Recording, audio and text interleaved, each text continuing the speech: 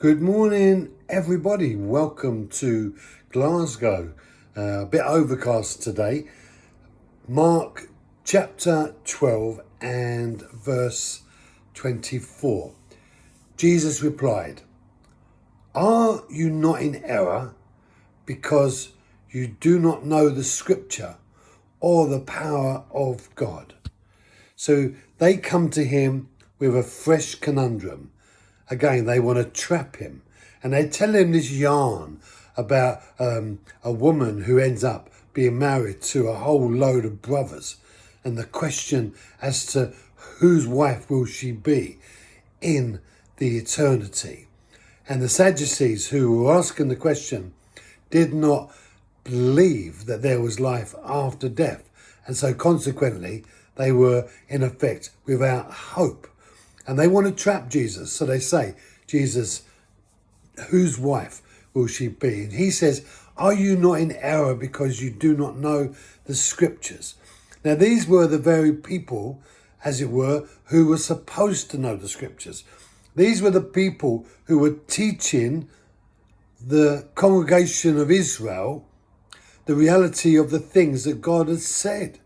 And here Jesus is accusing them of saying, "Are you not in error? You don't know the scriptures or the power of God."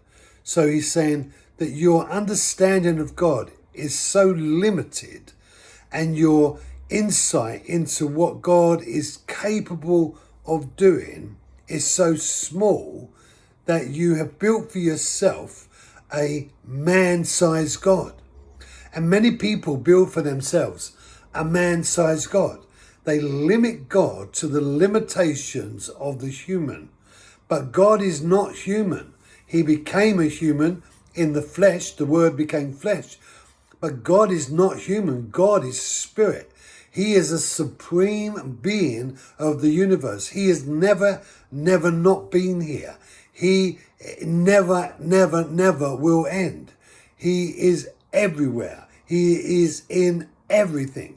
God is not limited to humans' limitations.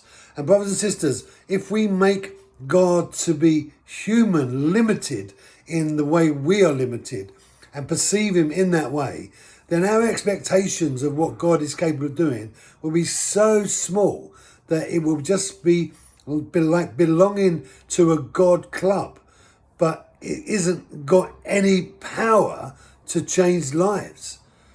The God that we have connected to is the true and living God.